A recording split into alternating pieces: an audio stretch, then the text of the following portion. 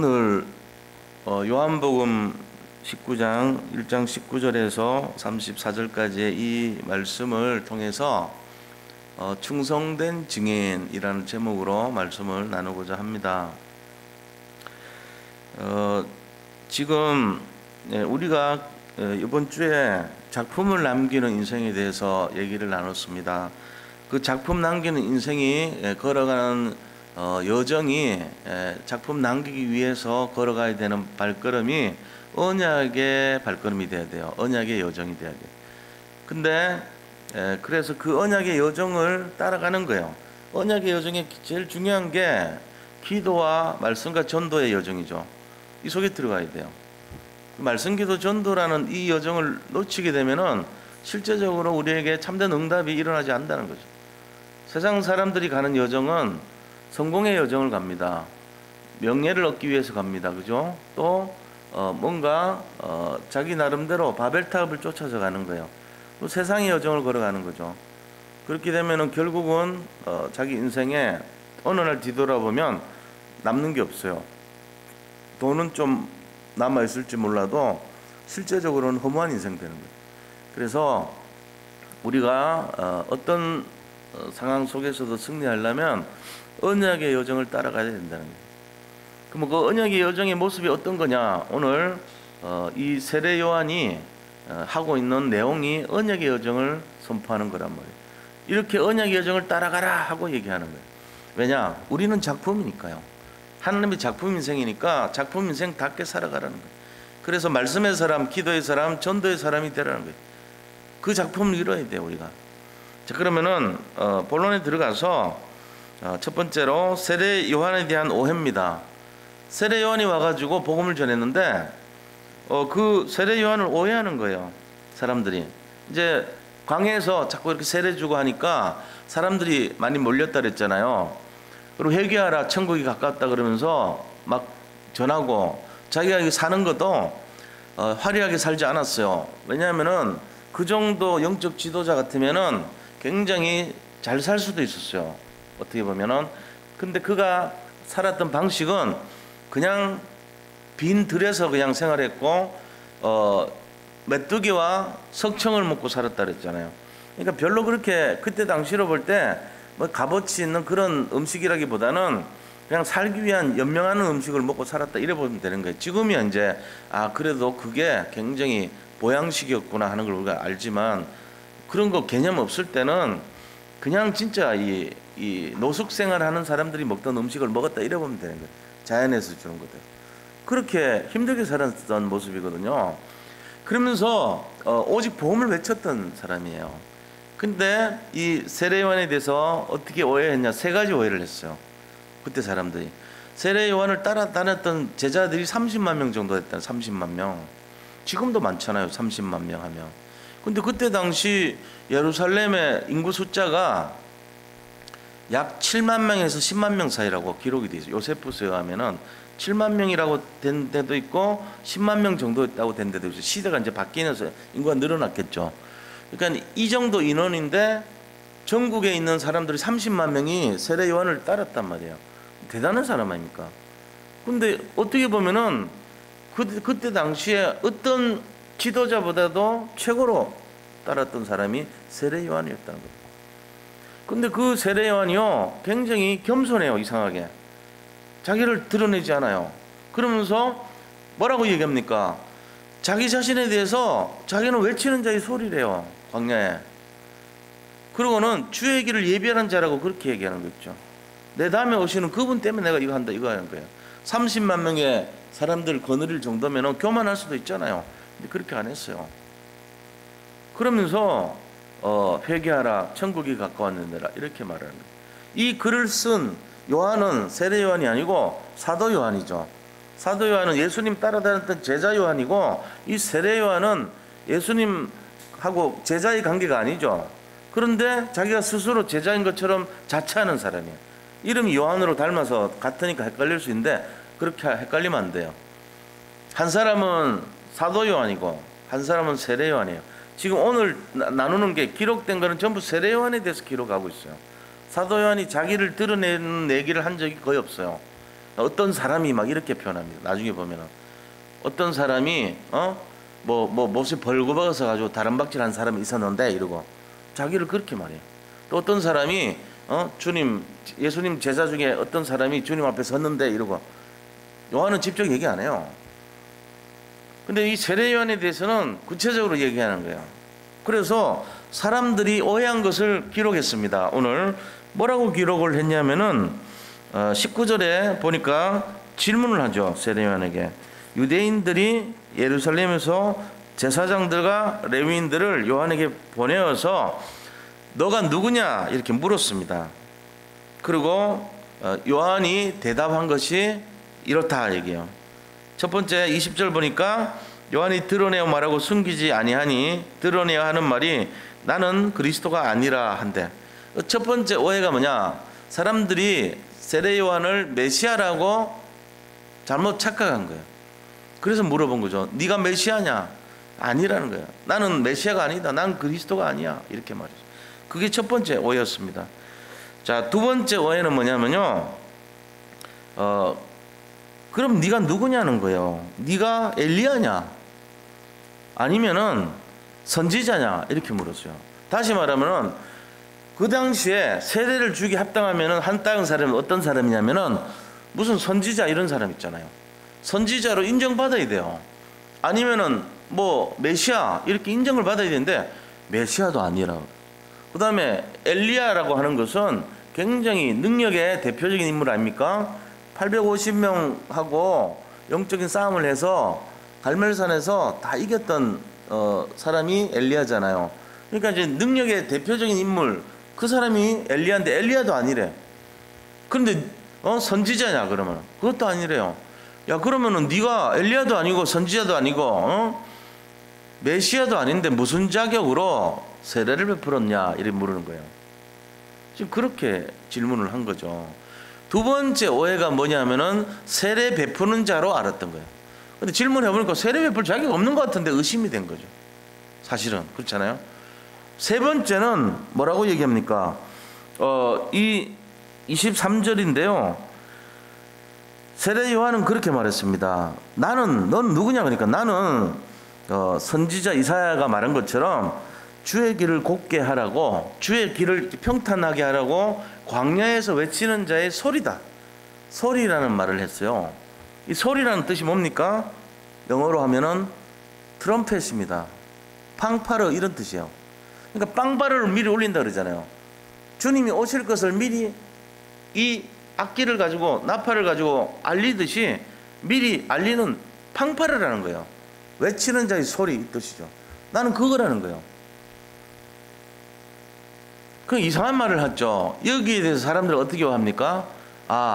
메시아가 오실 길을 곱게 하라고 광야에서 외치는 자의 소리라는 의미를 이 사람은 사회 정의를 바르게 하고 곱게 하기 위해서 우리에게 알려주는 사람이구나 이렇게 오해한 거예요. 정의 실현하는 사람, 정의를 실천하는 사람, 그렇게 오해를 했다는 거예요. 바르게 살아라, 윤리적으로 살아라, 똑똑하게 살아라, 행동 철저하게 똑바르게 해라, 행동 거지를 올바르게 해라, 뭐 이런 식으로 생각했다는 거예요. 지금도 우리 그럴 수 있거든요. 지금도 어떤 사람이 외치면 거기에 대해서 이 올바르게 살아라고 사회 정의를 실현하기 위해서 외치는 자의 소리로 목사들을 잘못 오해할 수도 있어요. 그게 아니에요. 목회자가 하는 것이 그거 아니라니까요. 근데 잘못하면은 그런 식으로 지금도 오해할 수 있어요, 사회가. 그런 부류가 많습니다. 사회 정의 실현 이렇게. 그러니까 그런 내용들을 많이 하는 데가 뭐 우리가 볼 때 천주교에서 많이 하잖아요. 정의 사회 구현 이런 거. 뭐 사제단도 있는데 정의사회 구현 실천 사제단 뭐 이런 거 있고, 국경 없는 의사회 이런 것도 일종의 뭔가를 도와주고 이 NGO 활동 같은 거 해가지고 나라와 국경이 없이 초월해서 힘들고 어려운 사람 도와주자. 좋거든요.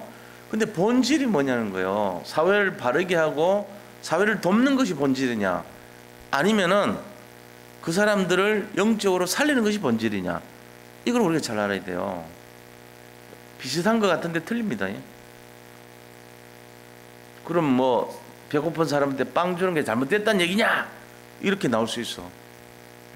그게 그런 얘기 아니에요. 이게 지금 우리가 복음 가지고 사람 살리는 게 맞냐, 아니면은 빵 가지고 사람 먹이는 게 맞냐, 이렇게 얘기할 때 배고픈 사람 도와주는 거 맞죠? 그 틀린 건 아닙니다. 그러나 그게 목적이 되면 안 돼요. 지금 세상 사람들이 그걸 목적인 것처럼 호도하고 왜곡시키니까 문제가 되는 거예요. 예수 믿는 본질이 빵으로 사람 살리기 위한 것이 아니죠. 복음으로 사람 살리는 게 목적이에요. 그걸 알아야 되는데 지금 세례 요한에 대해 가지고 오해한 것이 메시아냐? 아니요. 그러면은 메시아도 아니면은 네가 엘리야냐? 아니면 세례 주는 사람이냐? 아니래요. 그럼 세 번째는 뭡니까? 그러면은 네가 사회 정의를 위해서 올바르게 살아라고 외치는 자의 광야에서 외치는 자의 소리냐? 소리는 맞는데 복음을 선포하는 자의 소리지 사회 윤리 도덕으로 일깨우는 소리는 아니라는 거예요. 이렇게 오해를 했어요. 지금도 이런 세 가지 모습으로 목회자를 오해하고 전도자를 오해하면은 구원 못 받습니다. 우리가 제대로 알아야 될 것이 정말 세례 요한이 했던 본질이 뭐냐 하는 거예요. 그가 했던 본질은요, 그리스도를 준비하는 자였어요. 그게 본질이에요. 다시 말하면은 자기는 물 세례 주지만 다음에 오시는 분은 성령 세례 주시는 분이다. 이거 얘기했던 거예요. 이게 본질이거든요. 성령이 아니고서는 우리를 구원할 수가 없어요. 물 가지고는 변화시킬 수 없는 거예요. 거기에 대해서 얘기하고 지금. 그래서 세례 요한이 어떤 사람이었냐 하면은 결론적으로 볼 때는 자 이제 큰 두 번째입니다. 오직 성령의 사람이었습니다. 이게 세례 요한의 정체예요. 오직 성령인 사람이에요. 성령의 감동으로 구원의 길을 베풀기 위해서 그리스도 오실 길을 준비했던 사람이에요. 자기는 말하자면은 예수님 오시기 전에 먼저 잠깐 와서 길을 펼쳐놓은 사람이라는 거죠. 자기가 본론이 아니요. 자기는 서론이라는 거예요. 우리가 잘 알아야 됩니다. 본론은 누굽니까? 예수님이시잖아요. 자기는 서론이에요. 우리도 지금 제가 목회자 아닙니까? 저는 마이크잖아요. 마이크가 영광을 받으면 되겠어 안 되겠어요? 영광 받으면 안 돼요. 하나님이 받으셔야 돼요. 마이크가 자꾸 영광 받으면 어떻게 돼요? 그러면은 하나님 영광을 가로채는 도덕질을 하는 거예요, 이게. 그러니까 우리는 마이크라는 걸 잊으면 안 돼요. 내가 해야 되는 게 뭐죠? 심부름 하는 것밖에 없어요. 내가 심부름 하는 거 말고 오버해갖고 다른 거 해버리면 어떻게 됩니까? 내가 하나님이 되는 거예요. 제가 그리스도가 되는 거예요. 그것도 성도들이 이게 교회가 이상하게 되어버리면요, 막 조금 신비로 가고 불건전 신비주 이런 운동 자꾸 하잖아요. 그러고는 이제 사람들 마음속에 목회자가 귀하죠. 섬기려고 그런단 말이에요. 근데 섬기는 거를 그냥 가만 놔둬. 당연히 섬겨야지. 목회자 중심으로 가야지. 이거하고 섬기는 건 좀 차원이 틀리거든. 제가 그리스도처럼 보이게 되면 안 돼요. 그거 틀린 거예요. 영광을 받으실 분은 한 분밖에 없어요. 그리스도예요. 뭐 우리 교회가 뭐 그렇게 섬기는 교회도 아닙니다. 제가 볼 때 뭐 그리 대단하게 건 목사님 아니면 안 돼요. 절대로 안 돼. 이런 사람도 없어. 사실 뭐 별로. 내가 그거 우려해서 하는 말도 아니에요. 내가 말하면서 창피하네 사실. 뭐 그러기는 하면 내가 우려한다 그러지만 그러지도 않아. 가만 놔둬도 돼. 말 안 해도. 근데 왜 이런 말 하냐. 제가 저를 단속하는 거예요 지금. 들을 때마다 목사님 그런 거 걱정 안 해도 돼요. 우리는 전혀 그렇게 생각 안 해요. 그리스도는커녕 거리스도 좀 비슷하긴 하다. 건시니까 아무렇지도 않아요. 그거 오해하시지 마세요. 맞아요. 그게 제가 그렇게 했기 때문에 그런 거예요. 그렇게 안 하면 어떻게 되는데요? 물론 뭐 그렇게 강조해도 하지도 않겠지만 강조하면 그렇습니다. 아니 말이야 이러면서 목회자를 하나님처럼 섬겨야지 말이야. 이게 뭐냐 이러면서 자꾸 매주 그려봐요. 각인될 수 있어요. 잘못하면. 그러면서 조금이라도 뭐 딴짓하고 이러면은 막 야단쳐가면서 그런 식으로 하면 되냐 그러고 그러면은 아마 그게 맞는 것처럼 될 수 있어요. 자꾸 모든 사람들의 중심이 목사님을 섬겨야지. 목사님을 이렇게 받들어줘야지. 말씀하시면 그대로 순종 100% 해야지. 뭘 따지고 털을 따라 이러고 분위기 그래 돌아간다고. 나쁜 건 아니죠. 좋은 것도 아니에요. 근데 틀린 건 있어요. 뭐냐? 내가 하나님이 되는 거예요. 목사의 독재, 독성, 그럼 얘기하면 다 들어야 돼. 안 들으면 진짜 세상 말로 죽일 놈이야 그게. 그래가지고 막 서로 욕해. 너는 목사님 얘기했는데 뭘 이렇게 하고 있니? 그러면서 눈총 주고. 그런 분위기 되는 게 틀린 거라면. 그럼 어떻게 해야 되는데요? 그리스도 중심 되면 돼요. 목회자는 그 중간 역할을 하는 사람이니까 따라주는 거죠. 뭐 어떻게 보면은 마이크가 뭐 금마이크면 어떻고 다이아몬드 마이크면 어떻고 세로된 마이크면 어떻습니까? 상관없습니다. 마이크 소리 내면 잘 나면 되는 거지. 뭔 상관 있어요? 그렇잖아요? 근데 지금 한국에 마이크가 대단하게 대단한 마이크다. 저 마이크는 엄청난 마이크야. 이렇게 역임을 받도록 하는 내용들이 너무 많아. 그게 아니라는 거예요. 그렇게 하면 안 돼요. 그럼 누가 잘못했어요? 사실은 본인들이 잘못하고 있는 거예요. 우리가 뭘 하는 게 아니에요. 우리가 뭘 사람 움직이려고 하면 안 돼요. 우리가 고치려고 해도 틀린 거예요. 그 잘못 인도받는 거예요. 그럼 성경 말씀이 가도록 해줘야 돼. 그게 언약의 여정으로 가게 하는 내용이에요. 언약의 여정으로 인도받게 한다는 것이 뭔 말이냐? 바른 복음으로 들어가게 하는 겁니다. 오늘요, 이거 세례 요한 통해서 그거 잡아야 됩니다. 세례 요한은 오직 성령의 사람이었어요. 오직 성령의 사람. 그래서 우리가 그걸 보면 세례 요한의 삶의 목적이 뭐였냐는 거예요. 우리 삶의 목적이 뭐죠? 집 한 채 생기는 거예요. 돈 벌어가지고 내가 뭐 이렇게 좋은 차 타고 좋은 음식 먹고 애들 좋은 학교 보내고 성공시키고 말하자면 그 다음에 뭐 하는 일마다 형통하고 행복하고 맛있는 거 먹고 살고 뭐 이렇게 그런 거 아니에요? 통장에 뭐 저금도 돼 있고 뭐 내 노후도 준비가 돼 있고 이런 거 아니에요?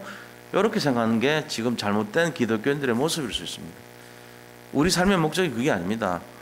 사도 바울은 그걸 배설물이라고 그랬습니다. 근데 우리는 그게 지금 자연스럽게 그렇게 돌아가요. 이렇게 말하고 있는 저도요, 어쩌면은 그 생각이 가득할지도 몰라요. 제가 말을 이렇게 한다 해서 자유로운 게 아니에요. 저도 만몬을 추적하고 살지도 몰라. 제 가운데 있을 수 있어요. 경계를 해야 된다고. 내 삶의 진짜 목적이 뭐냐. 한번 생각해 보세요. 질문해 봐요. 내가 사는 목적이 뭐냐. 잘 먹고 잘 사자는 건 아브라함이 실수한 거예요. 처음에 아브라함의 모든 관심의 목적은 뭘 해야지 먹고 살지였어요. 항상 그랬어요. 근데 아브라함이 축복받는 시작이 언제였냐. 시작 언제죠? 언약을 잡은 거예요. 내가 친척 아버지 본토 이거 안 떠났구나. 옛날에 그 중에 친척이 지금 남아있구나. 롯을 보내야 되겠다.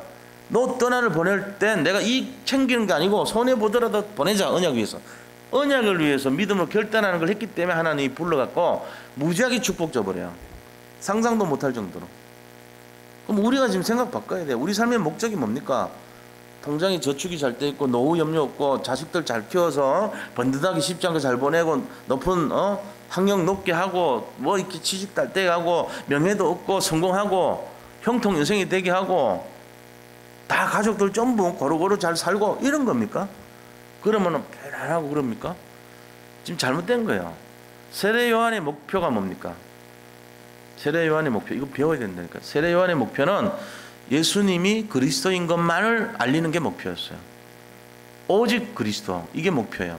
세상 사람들에게 예수가 그리스도라는 것을 알려주는 게 목표였다니까. 사도 바울의 목표도 마찬가지. 사도행전 20장 24절 보니까 나의 달려갈 길과 주 예수께 받은 사명 곧 하나님께 받은 그 사명이 뭐죠? 주 예수께 받은 사명이 은혜의 복음, 이 하나님의 은혜의 복음을 전파하는 일을 마치려 하면은 나의 생명을 조금 더 귀하게 여기지 않는 그것이라는 거예요. 그게 자기의 목표라는 거예요. 예수님이 그리스도라는 사실을 알리는데 내가 생명을 걸고 복음 전하는 거 그게 목표라는 거예요. 지금 세례 요한도 그랬습니다. 예수님이 그리스도라는 것을 알리는 게 목표예요. 이게 모든 것의 목표가 돼야 돼요. 내가 비록 물질이 없더라도, 내가 비록 헐벗고 굶주린다 할지라도, 내가 비록 명예가 없더라도, 내가 학벌이 없더라도, 내가 쌓아놓은 어떤 세상에 성공이 없다 할지라도, 외양간에 소가 없고 무슨 농사 지었는데 무화과가 없어요. 아무것도 열매도 없어. 그럴지라도 여호와로 말미암아 예수님이 그리스도라는 그 사실을 선포하는 것으로 말미암아 내가 기뻐한다는 거예요. 이게 목표가 되어야 됩니다. 지금 사도 바울이 그렇게 얘기해요. 예수님 증거하는 거, 예수가 그리스도인 것을 증거하는 거, 이게 목표예요. 우리 모든 성도님들, 여기 계신 분들, 진정한 인생의 목표가 뭔지를 점검하시기 바랍니다. 그리고 예수님이 그리스도인 것이 그걸 알리는 전도자의 삶을 사는 것이 우리의 목표가 되기를 축원드립니다. 그 속에 진짜 답을 찾으셔야 돼요. 이게 우리가 여기에 마음이 별로 안 간다. 그럼 그 사람 어떤 면에서는요, 영적으로 굉장히 초라한 인생입니다. 가진 것 없는 삶이에요. 지금 아무것도 가진 것이 없는 인생, 진짜요. 그런 삶밖에 안 돼요. 근데 어떻게 보면은 대부분 사람들이 가진 것이 없는 인생이에요. 목표가 틀리기 때문에 그래요. 그래서 우리가 분명한 목표가 뭡니까? 커버넌트라고 그럽니다. 내가 분명한 목표를 알기 위해서 잡아야 될 언약이 커버넌트인 거예요. 그게 내 인생의 목표가 안 됐다. 정말 마음이 누추한 사람이 되는 거예요. 그래서 이 속에서 우리가 잡아야 돼요. 그럼 이거를 믿는 단순한 태도, 그게 세례 요한이 가졌던 태도입니다. 세례 요한이 뭐라 그랬습니까? 이 자기는 2절, 25절, 26절 보니까요, 요한이 대답하되 나는 물로 세례를 베푸거니와 너희 가운데 너희가 알지 못하는 한 사람이 있었으니 곧 내 뒤에 오시는 그이라. 그는 나는 그의 신발끈을 풀기도 감당하지 못하겠노라 하더라. 이렇게 하면서요, 그 다음에 이 예수님에 대해서 단순하게 믿었던 거예요. 막 복잡한 믿음이 아니에요. 단순하게 나는 이분을 믿는데 이분은 나한테 비하면은 나는 그 신도 내가 풀지 못할 정도로 대단한 그런 분이야. 나는 서론이고 이분 본론이야. 나는 물 세례 주지만 이분은 성령 세례 주는 거야. 예수님이 그리스도야. 내 뒤에 오시는 그분이 그리스도야. 내가 그리스도 아니야. 이거 얘기했단 말이에요. 그래서 로버트 폴검이라는 분이 그렇게 얘기했습니다. 내가 진짜 알아야 될 모든 것은 유치원 시절에 다 배웠다는 거예요. 우리가 세상 살아가는데 뭐 복잡하고 막 대단한 거 배우는 게 아니에요. 우리는 막 대학원 나오고 막 연구하고 그래야지 깨닫는 것처럼 생각하는데 그렇지 않습니다. 우리가 살아야 될 내용들은 이미 유치원에서 다 배웠습니다. 요즘 우리 그 손자가 유치원에 다녀요. 근데 그 아이가 하는 거 보니까 거기서 다 배워요. 뭘 배우냐면은 화장하는 거 있잖아. 이제 여자가 아니고 남자인데 엄마가 화장하는 걸 지가 하는 거야. 그거 배워. 거기서 거기 화장품 있으면 지가 이렇게 해가지고 열어서 찍고 뭐 하는 흉내를 내더라고. 밥 짓는 것도 배워요. 거기서 밥을 이렇게 짓는 모습 갖고 놀아. 소꿉장난도 하면서. 그리고 거기서 또 뭐 배우냐면은 애기 양육하는 것도 배우더라고. 등에 인형을 해가지고 지가 포대기로 싸주면은 그 뒤에 메고 돌아다녀. 몇 번 볼 때마다 계속 우습던데 애기가 애기 인형을 뒤에 메고 다니는 거 생각해 보세요. 뭔가 배우는 거예요. 니도 지금 이렇게 네가 애기니까 엄마가 니 이렇게 안고 다니고 양육하는 거야. 이거 가르치는 거야. 지가 이렇게 하면서 또 웃어. 지가 하면서 좋아가지고. 그리고 거기에 밥 하는데 이렇게 개수된 물 내리는 거, 물장난하는 것도 배우고 다 배워요. 보니까 이게 이유가 있더라고. 왜 이렇게 그걸 가르치는가. 사진을 올려놨는데 보니까 사회생활 가르치고 또 이 아이가 크는데 필요한 양육을 하고 있는 거예요. 이제 엄마들 물론 해주지만 그런 거 말고 체계적으로 이 어린아이 마음속에 뭔가를 이렇게 하게 만들어줘요. 그리고 이렇게 뭘 누르면은 소리 나게 만들어. 공을 갖고 만들게 하고 장난감을 만지더라도 뭘 쌓기를 하고 숫자를 갖고 놀게 하고 이러면서 자꾸 학업에 대한 거, 기능에 대한 거, 미래에 대한 거 이런 거를 훈련을 시키고 있더라고. 내가 보니까. 그러니까 그게 뭐냐면은 이 아이가 유치원에서 배운 게 다예요. 사실 3살 밑에 배운 게 평생 가듯이 그때 배운 그 감각과 그 내용이 이 아이가 경계성 장애를 없애는 내용이거든. 경계성 장애가 뭐냐면은 내가 뭔가에 진출할 때 두려워하는 마음이야. 내가 새로운 일에 진출할 때 한 번도 안 해본 거에 대해서 두려워하는 마음. 그게 경계성 장애거든. 근데 그걸 다 갖고 있어요. 사람은 처음 할 때 막 두려워하는 거예요. 근데 처음 몇 번 해보면은 적응이 되듯이 그거를 하도록 만들어준 거예요. 그러니까 어릴 때 물에서 이렇게 많이 놀게 하고 해놓으니까 그런지 유치원에서 제일 좋은 게 얘가 웃을 때 항상 보면 물이 가까이 있더라고. 내가 이제 본 거예요. 아, 얘는 물을 가까이 하면 물장난하고 물조리 뿌리면은 막 웃어요. 그 다음에 거기 있는 그 개수대에서 손 씻고 비누로 손 씻는 거 하면 웃어. 그리고 목욕탕 같은 데서 물을 이렇게 하여튼 거기서 물을 막 푸거나 물을 던지거나 이러면 웃어. 물을 좋아하는 거예요. 물을 두려워하는 애 같으면은 못 가겠죠. 우리 서인이, 둘째 서인이는 이 경포대 있잖아요. 경포대에 가는데 그 이제 앞에 바다잖아요. 그럼 어떻게 되냐면 이렇게 모래 언덕이 있어요. 모래 언덕을 갈 때 막 따라왔어. 같이 걸어가더라고. 그때가 한 3살인가 4살인가 좀 됐을 것 같아요. 근데 바다를 한 번도 본 적이 없거든. 이렇게 올라가더니 이제 바다가 보인 거예요. 그러니까 그러더라고. 어린애 입에서 들렸어. 내가 보더니 이런 거야. 뭐야, 뭐 이렇게 물이 많냐 이 말이에요. 처음 보니까. 그러고는 무서워서 안 들어가, 바다에. 처음에 안 들어가더라고. 그래가지고요 막 안 들어가려고 그러는 거예요. 무서워가지고 울고. 근데 이제 몇 번 하니까 이제 적응이 됐죠. 나중에 수영을 가르쳤거든요. 어릴 때 수영 배우더니 요새 물 같은 거 무서워하지 않죠. 어릴 때 5살 때부터인가 몇 년을 배웠으니까 걔는 수영 잘해요. 다 마스터했어요. 그러니까 그런 것처럼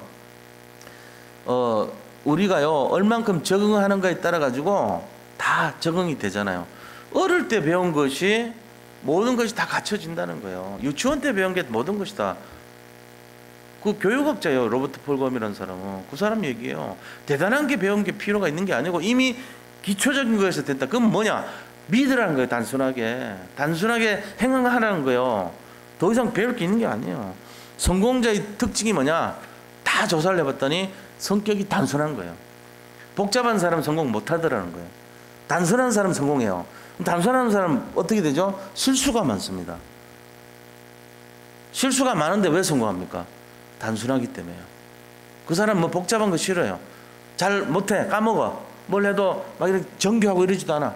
그럼 믿지 뭐. 믿으면 은혜 받으면 받는 거예요. 단순해요. 그냥 그게 성공하는 키예요. 그래서 많이 세상 말로 많이 실패해봐야 성공 많이 하는 거예요. 나중에 성공한 사람들 대부분은 단순한 믿음이고 실패를 많이 경험했던 사람이에요. 그래서 제가 얘기했잖아요. 우리는 뭐라고요? 작품입니다. 완성돼 있어. 이미 작품인데 뭐 더 받을 게 없어요 사실. 근데 이 작품인데 모든 게 작품으로 나와. 이제는 모든 게 작품이라고. 우리가 가는 모든 것이 작품이야. 심지어는 요셉을 봐도 요셉 작품입니다. 요셉이 팔려갔을 때도 작품이에요.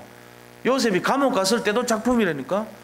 감옥 간 요셉을 보면은 우리는 작품 아니라고 생각하잖아요.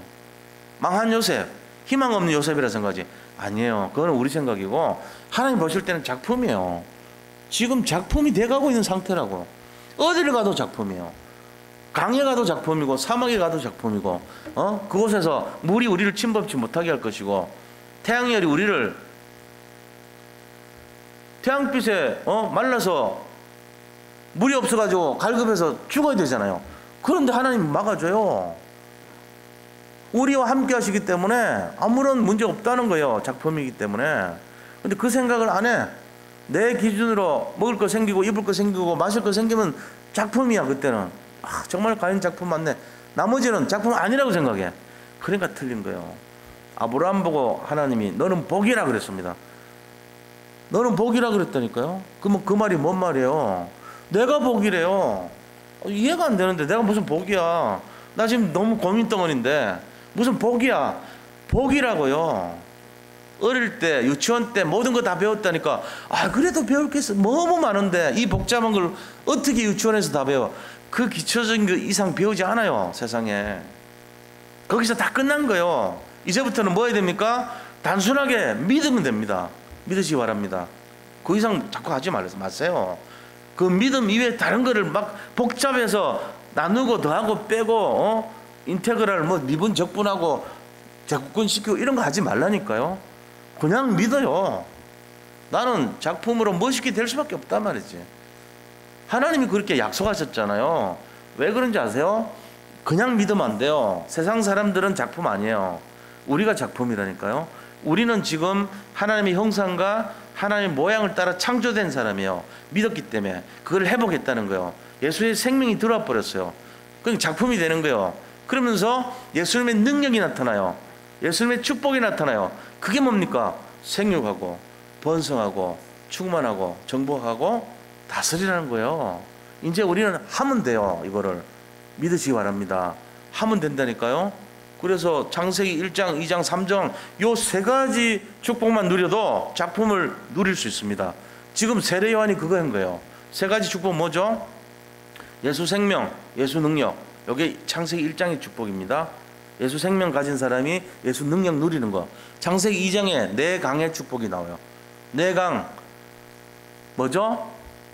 비손강, 기홍강, 히데겔강, 유브라데 강의 축복이에요. 비손은 뭔 뜻이냐면은 풍부하다는 뜻이에요. 기호는요 은혜롭다는 뜻이에요. 은혜를 말해요. 히데겔은 다른 말로 티그리스 강이에요. 티그리스 강의 뜻은요 결실하다 이런 뜻이에요. 결실. 그 다음에 유프라테스 강의 특징은 능력 이런 말입니다. 이 네 가지가 우리 믿는 사람이 가져야 될 내용이에요. 자, 풍부, 은혜, 결실, 그 다음에 능력. 이 네 가지 가지면 돼요. 그러면 창세기 3장의 능력이 뭐죠? 능력이 창세기 3장에 보면은 제일 중요한 능력이 여자의 후손의 능력입니다. 뭘 했습니까? 뱀의 머리를 상하게 했습니다. 이게 작품을 남기는 사람의 제일 중요한 열쇠예요. 그리고 가죽옷을 지어 입혔다 그랬잖아요. 피의 능력이란 말이에요. 가죽옷 입히려면 동물을 잡아서 피를 흘려야 되잖아요. 근데 그게 바로 보혈을 상징하는 거예요. 나타내는 게. 창세기 3장 15절 21절 두 가지가 약속의 말씀의 내용이거든요. 요것만 딱 갖고 있으면 돼요. 그럼 뭐가 없어져요? 흑암 혼돈 공허. 창세기 1장 2절에 흑암 혼돈 공허가 없어지고 3저주가 또 없어져요.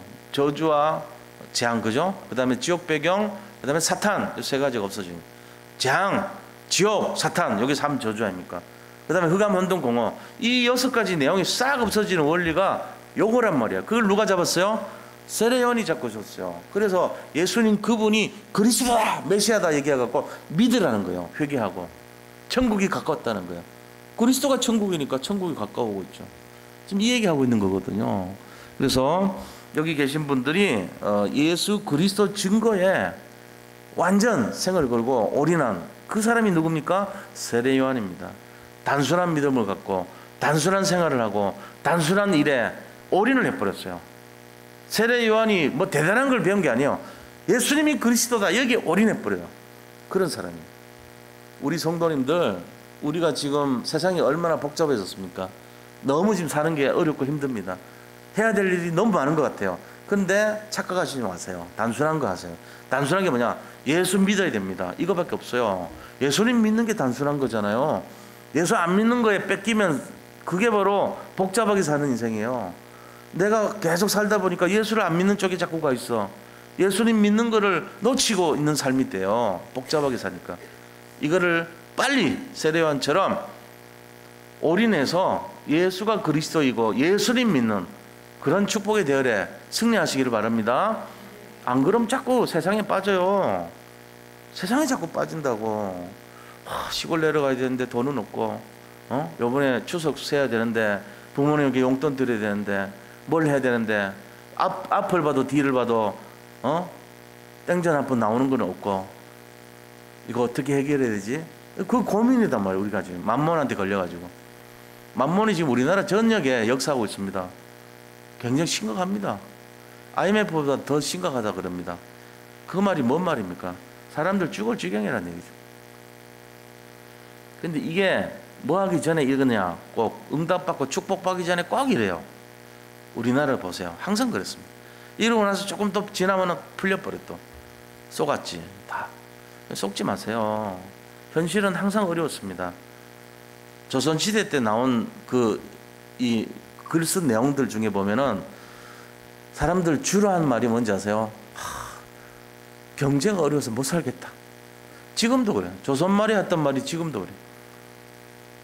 엄청난 얘기죠, 그죠? 이게 영원한 숙제야. 사람이 살아있는 한 늘. 그걸 왜 맨날 속냐 이거죠. 단순하게 나는 작품이니까 여기서 초월하는 사람이야. 기다리면 돼. 나에게 때가 있어. 하나님이 응답을 주실 수밖에 없어.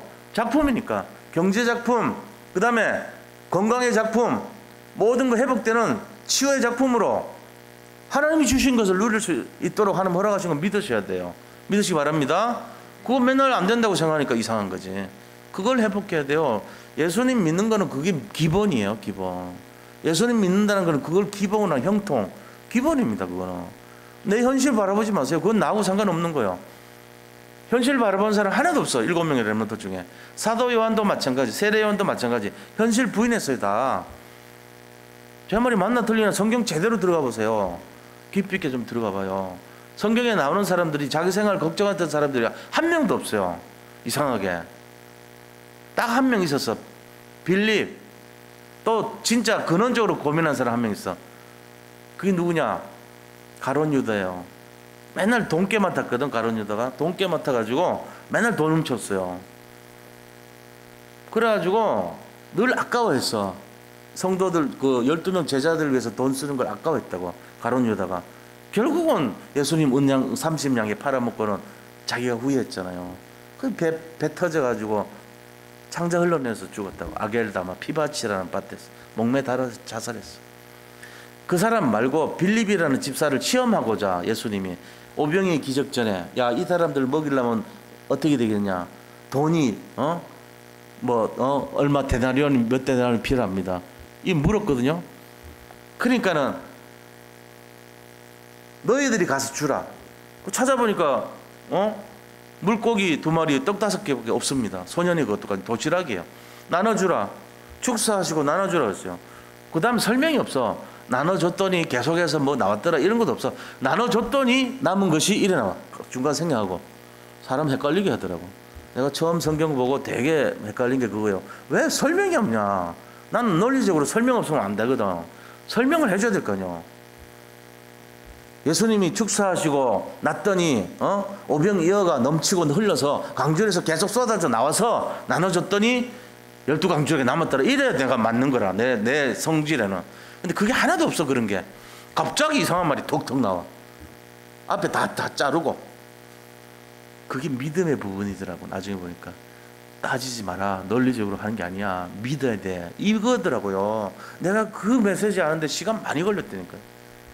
지금도 복잡하게 사는 사람들은 그걸 알아내려고 그래. 그거 알려고 그러지 마세요. 그게 믿음 부분이에요. 단순하게 믿는 거는 그랬나 보다 아멘 하는 거예요. 그게 믿음이요. 그건 멍청한 거 아닙니까? 말도 안 되는 걸 믿으라면 그게 믿음이라니까. 어떻게 보면 지가 똑똑하다고 하는 게 아니에요. 그게 믿음이 아니에요. 그래서 그런 어설픈 믿음 가진 사람들 때문에 교회가 망가집니다. 왜? 그거를 직성이 설명해줘야 이해돼. 그러니까 피곤해. 일일이 설명 다 해주려면. 근데 좀 뛰어넘어야 되는데 그런 걸 안 받아들이니까 교회가 그러면 안 된다는 거예요. 그래서 이상한 거 합니다, 자꾸. 그래 하면 안 돼요. 지금 세대 요한이 믿음은요, 단순한 믿음이에요. 그리고 여기에 올인해버렸어요. 자, 3번째입니다. 우리가 오늘 본문에서 잡아야 될 게 3번째인데, 세대 요한의 겸손을 배워야 됩니다. 그게 뭐냐? 나는 그리스도가 아니라는 거예요. 나는 그리스도가 아니라는 거예요. 자, 20절 보세요. 너가 누구냐? 이렇게 하니까 나는 그리스도가 아니라 이렇게 말했죠. 이게 세례 요한이 가졌던 겸손입니다. 지금 자기가 자기 자신을 속일 수 있잖아요. 너희들이 본 대로 나를 어떻게 생각하냐? 그럼 메시아 같다. 그렇게 봤냐? 잘 봤다. 이럴 수도 있고 속일 수도 있거든요. 근데 그렇게 안 하고 본론이 뭐냐? 세례 요한의 삶의 모든 것은요, 이 분명한 신앙 고백을 했습니다. 아니요. 이걸 확실하게 설명했어요. 나는 아니다. 난 그리스도 아니야. 나는 광야에서 외치는 자의 소리야. 이게 원래는 이사야서 40장 3절에 나오는 말씀이에요. 나는 광야에서 외치는 자의 소리라는 말이요, 이사야서 40장 3절에 나오는 말씀이라고요. 그걸 인용한 거예요. 주의 길을 예비하는 자의 발걸음이라는 거죠, 자기는. 그러니까 세상을 지고 세상 죄를 지고 가는 하나님의 어린 양, 그게 바로 이사야서 53장 7절이거든요. 이사야에 예언되어 있던 그 그리스도, 그 메시아가 앞으로 오신다는 거예요. 나는 그분을 위해서 길을 예비하러 온 사람이라는 거예요. 그를 위해서 광야에서 외치는 자의 트럼펫이고, 소리니까 빵 빠르고 트럼펫이라는 거예요. 광야에서 외치는 자의 소리가 왜 왔냐? 어린 양의 모든 인간의 죄를 짊어지고 가는 어린 양, 그 어린 양을 내가 준비하기 위해서 온 자라는 거야.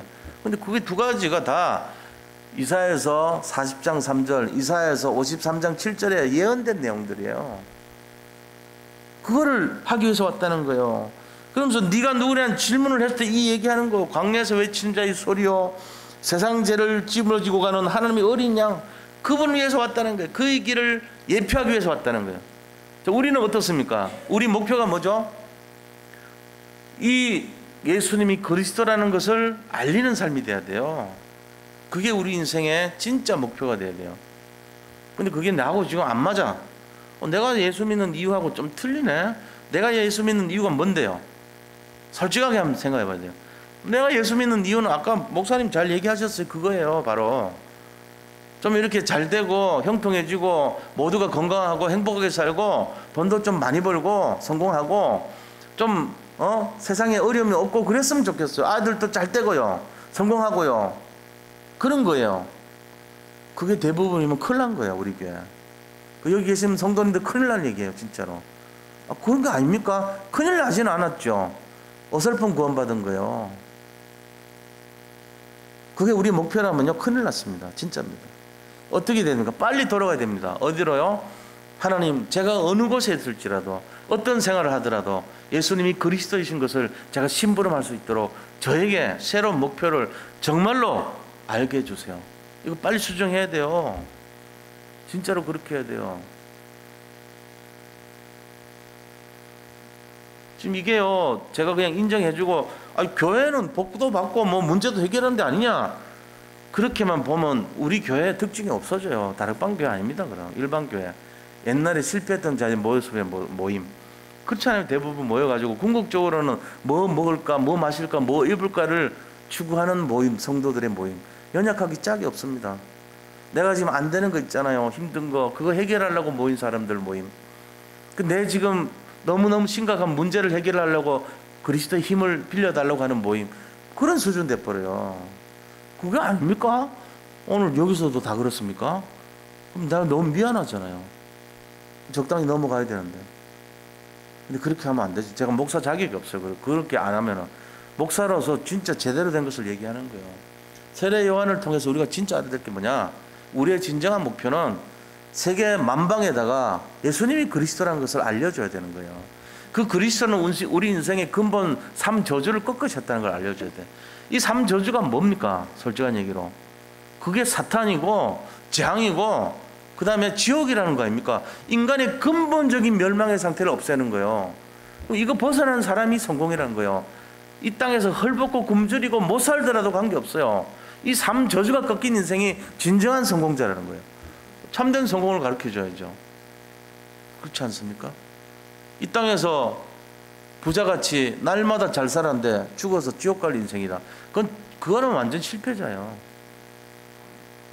우리가 그걸 못 깨달으면 안 돼요. 이 교회가 어떤 교회인지를 모르시는 거예요. 그러면은 여기 있는 분들은 다 아시겠죠. 뭘 새삼스럽게 제가 이걸 강조합니까? 다 알고 계신데. 그렇잖아요. 저는 다 알고 계신다고 믿어요. 사실은. 그래서 오늘 뭘 원해서 이런 얘기를 하냐, 여기 계신 분들은 아는 수준 갖고는 안 된다는 거예요. 전하는 수준이 돼야 돼요. 전하자는 거예요. 이거를 사람을 살리기 위해서 살리러 가라는 거예요. 저 아수르를 살리고 저 바벨론을 살리러, 애굽을 살리러, 그 다음에 이 모든 아람을 살리고 주변 국가들을 다 살리자는 거예요. 7 현장을 살리자는 거예요. 그거 살려야 되는 것이 우리 목표가 돼야 되죠. 구체적으로 지금요 저 혼자 살기도 감당 못해요. 남은 뭘 살려요 목사님? 아니에요. 생각 바꾸세요. 남을 살리려고 진짜로 하면요 내가 살아납니다. 원리를 모르셔서 그렇죠. 다른 사람을 살리기 위해서 기도해보고요, 진짜로 다른 사람 영혼을 위해서 관심을 가져보고요, 정말로 그걸 위해서 날마다 깨어있으면요 내 문제가 해결돼요. 이게 하나님의 약속이에요. 우리 글로 들어가야 됩니다. 지금 그래서 하나님께서 이 성부, 성자, 성령이 함께 하셨잖아요. 그죠? 성부, 성자, 성령이 함께하는 현장이 어디입니까? 창세기 1장에 나오잖아요.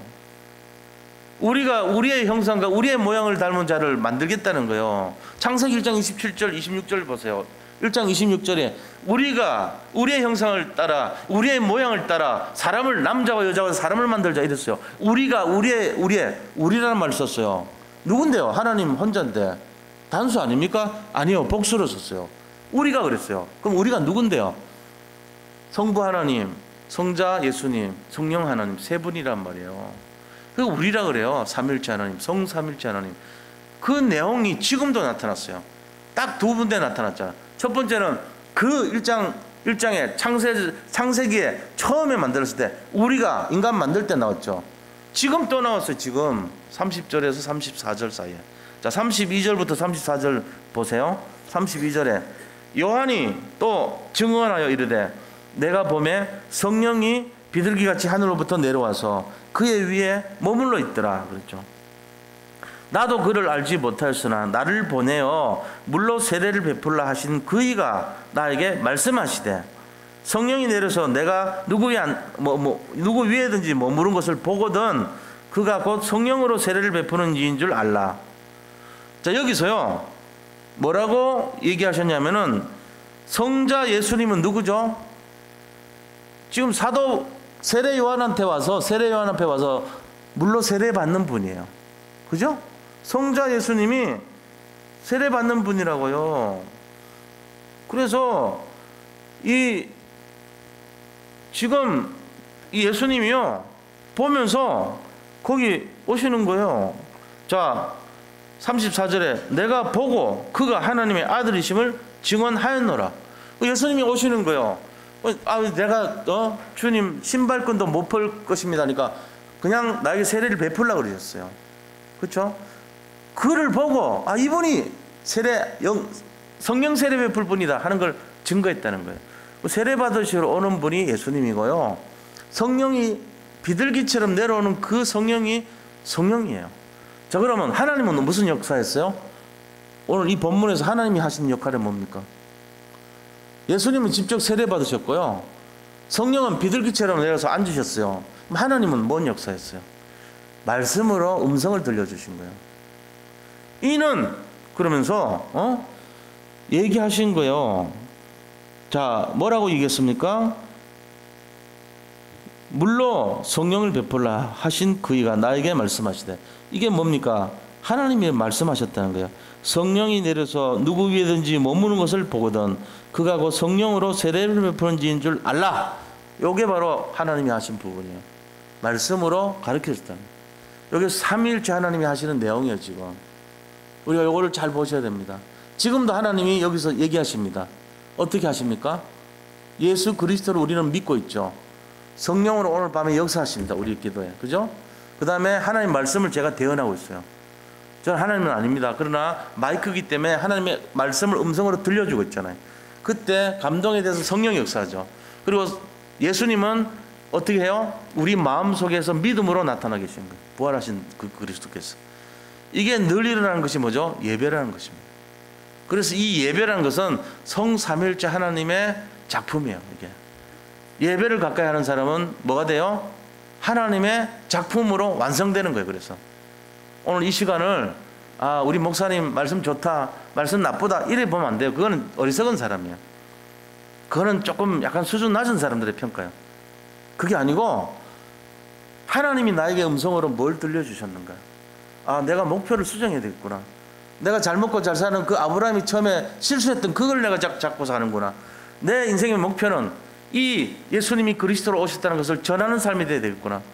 바꿔야 돼요. 내가 어디를 가든지 무슨 일을 당하든지 내가 그 그리스도 그분을 전하는 그 사명을 감당해야 되겠구나. 이거 될 때 인생이 최고 성공 작품 인생이 되는 거예요. 그걸 전도 작품이라고 그래요. 우리 인생은 어려움이 많습니다. 그 인생 작품입니다. 거기서 뭐 하는 겁니까? 이겨내기 위해서 우리가 기능 쌓습니다. 기능 작품을 가집니다. 궁극적인 목적이 뭐죠? 전도하기 위해서 그래요. 전도 작품 되기 위해서. 이런 내용들을 모르면은 생각이 완전히 틀려요. 같이 앉아있는데 다 틀리다고. 오늘 이 내용에서 정말로 말씀을 잘 이해하시기 바랍니다. 결론을 말씀드리고 말씀 마치도록 하겠습니다. 세례 요한 사역의 핵심은 뭐냐면요, 물세례였습니다. 그런데 물세례를 베풀면서 물세례 갖고는 안 된다는 걸 가르쳤어요. 앞으로 오실 분이 베풀 성령 세례를 받으라는 것을 강조했습니다. 그게 세례 요한 사역의 핵심이에요. 물세례로는 안 되다, 성령 세례를 받으라, 이거예요. 그리고 두 번째는 오직 예수 그리스도만 증거하는 삶이었습니다. 이게 세례 요한이 베풀었던 내용이에요. 살았던 내용이에요. 세 번째는 복잡한 믿음이 아니라 단순한 믿음으로 승리하라는 거예요. 작품이 되라는 거예요. 이미 작품이 되는데 이거를 회복하려면 좀 단순하게 사시라는 거예요. 단순한 사람이 승리합니다. 성공하는 사람들 전부 단순합니다. 정말 그래요. 단순해. 믿음이 막 복잡하고 뭐 자꾸 이렇게 막 따지고 논리적 이런 사람 치고 되는 사람 하나도 없어요. 단순하게 그냥 우직하게 믿자 그러면 믿는 거고, 순종하자 그러면 순종하는 거고, 그런 거예요.